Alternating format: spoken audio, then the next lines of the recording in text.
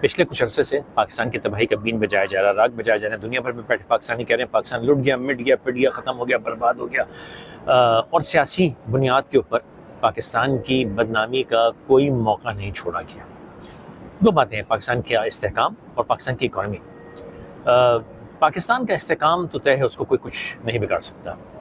یعنی کہ پچھلے کچھ عرصے میں پوری جان ماری گئی، کوشش کی گئی کہ پاکستان کی فوج جو ہے وہ ڈیوائیڈ ہو جائے، کیونکہ وہ جانتے ہیں کہ پاکستان کے استحکام کے لیے پاکستانی فوج کا جو رول ہے اس کا کوئی مقابلہ نہیں.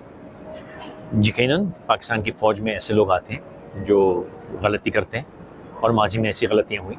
سن 54 سے لے کے آج تک دیکھا جائے تو کئی باری غلطی ہوئی. میں ان لوگوں کو تو ملزم ٹھہراؤں گا، لیکن پاکستان فوج کو نہیں.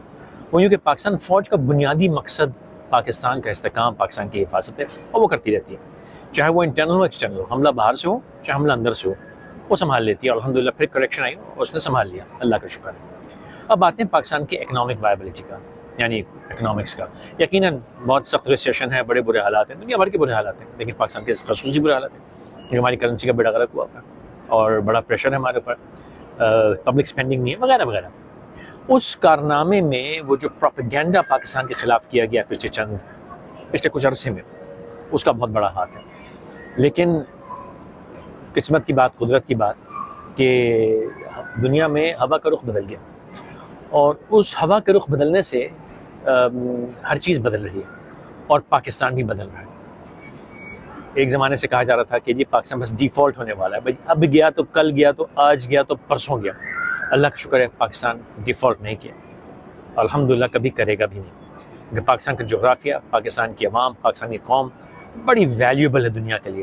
جاننے والے جانتے ہیں، ماننے والے مانتے ہیں، اور سمجھنے والے اس بات کو سمجھتے ہیں. اور ایک خبر جو سب کی نظر سے چھپ گئی، کسی نے جم کے اس سے بات نہیں کی، وہ یہ کہ پرسوں یعنی کہ ایک دو دن پہلے 30 جون میرے خیال سے جیک ما، جو کہ علی بابا کے فاؤنڈر ہیں، بڑے ڈائنامک انسان ہیں، وہ اور 7-8 بہت جو اچھے بزنس مین ہیں چین کے، وہ پاکستان آئے. میرا خیال ہے لاہور گئے، ایک دن رکے، نہایت خاموشی کے ساتھ آئے، خاموشی کے ساتھ وقت گزارا، اور خاموشی کے ساتھ ایک نجی طیارے میں چلے گئے.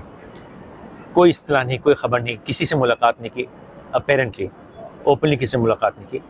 لیکن سمجھنے والے اس بات کو سمجھتے ہیں کہ گیم بدلنے والی ہے. تو دو باتیں میں کہنا چاہتا ہوں. ایک تو یہ کہ پاکستان وہ ملک ہے جس میں سرمایہ کاری کرنے کا وقت آ گیا ہے. یہ آخری موقع ہے کہ اگر پاکستان میں پیسہ لگانا ہے تو لگاؤ، کیونکہ اب پاکستان کی اونچی اڑان کا وقت انشاءاللہ آ گیا ہے. پاکستان کو بالآخر جو اس کی جیوگرافی ہے، جو اس کی قوم ہے، عوام ہے، جو ہمارے ایسٹس ہیں، اب اس کا صلہ انشاءاللہ ہم کو ملنے والا ہے. اور دوسری بات بس میں یہ کہنا چاہتا ہوں، جلنے والے کا منہ کالا.